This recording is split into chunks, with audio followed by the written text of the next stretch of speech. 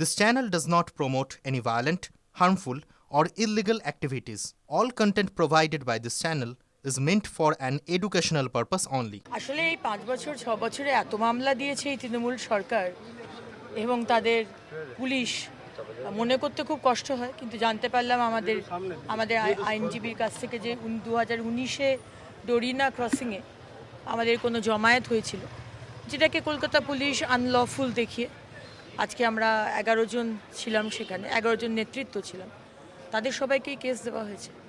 গণতান্ত্রিক পদ্ধতিতে আন্দোলন করা এটা আমার রাইট, কিন্তু সেখানে মমতা ব্যানার্জি তার পুলিশকে দিয়ে আমাদের মুখ বন্ধ করার চেষ্টা করছেন। প্রথম দিনে উনি বলেছিলেন মুখ্যমন্ত্রী হওয়ার পর যে বিরোধীদের স্পেস দেওয়া হবে, কিন্তু কিভাবে স্পেস দেওয়া হচ্ছে সেটা দেখতেই পাচ্ছেন।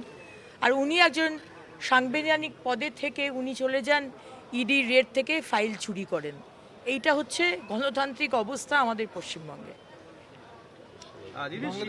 একজন বিজেপি কর্মীকে পুলিশ তুলে নিয়ে চলে গেছে, পুলিশ এখন কর্মীদের তুলে নিয়ে আটকে রাখছে, কারণ সমস্যা হচ্ছে বিজেপি কর্মী নিয়ে। পুলিশ তো মমতা ব্যানার্জি পুলিশ মন্ত্রী এবং ক্যাডারের থেকেও বেশি তৃণমূলের ক্যাডার হয়ে পুলিশরা কাজ করে।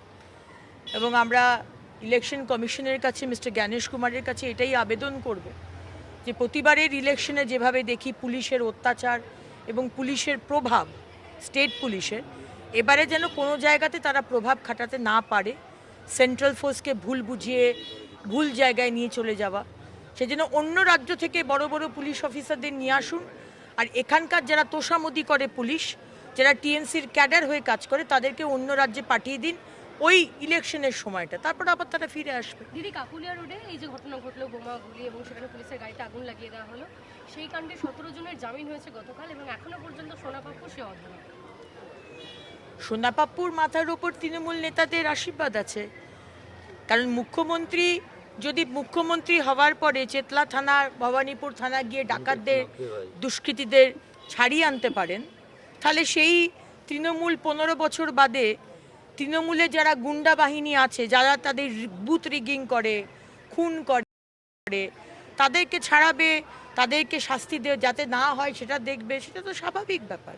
সেটাই হয়েছে।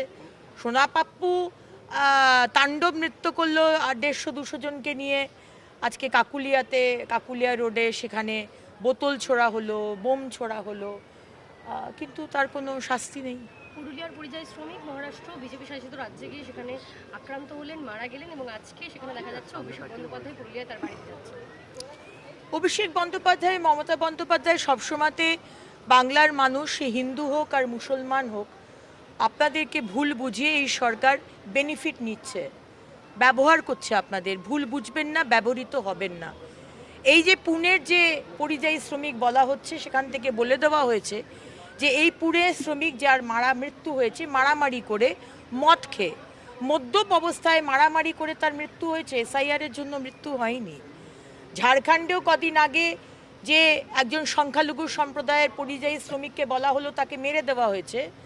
এই সরকার, পশ্চিমবঙ্গ সরকারের বন্ধু সরকার, ঝাড়খণ্ডের হেমন্ত সোরেন সরকার বললেন যে না, সেই ব্যক্তিটি সুইসাইড করেছে, এসআইআরের মৃত্যু হয়নি। কিন্তু আমরা দেখলাম বেলডাঙ্গাতে ঘন্টার পর ঘন্টা ন্যাশনাল হাইওয়ে বন্ধ করে, অবরোধ করে সাধারণ মানুষ ভুক্তভোগী হলেন, যার মধ্যে কিন্তু মুসলমানরাও ছিলেন, শুধু হিন্দুরা ছিলেন বা শিখ ছিলেন এটা ভাবার কোনো কারণ নেই। সুতরাং মুখ্যমন্ত্রী, আপনি রাজনীতি ভালোই করতে পারেন, আপনি মানুষকে ভুল বোঝাতে পারেন, কিন্তু আপনি আনন্দপুরে গেলেন না, যেখানে আমাদের 30টা এই রাজ্যের বাসিন্দাকে পুড়ে ছারখার হয়ে গেল, শুধু কয়েকটা হাড্ডি পাওয়া গেল, সেখানে কিন্তু যাবার সময় পেলেন না মমতা ব্যানার্জি আর অভিষেক ব্যানার্জি। কিন্তু বাংলার মানুষকে গুলিয়ে দেওয়া যাতে যায়, এসআইআর যাতে কোনোভাবেই এই প্রক্রিয়াকে বন্ধ করা যায়, কিন্তু আর বন্ধ হবে না, কারণ এখন এসআইআর শেষের দিকে, সেটাই করে এসেছেন। এবং আমি হিন্দুদেরও বলবো, মুসলমানদেরও বলবো, এই দল এবং এই মুখ্যমন্ত্রী আমাদের শত্রু বলতে পারেন, পশ্চিমবঙ্গের শত্রু, এনাকে বিশ্বাস করবেন না।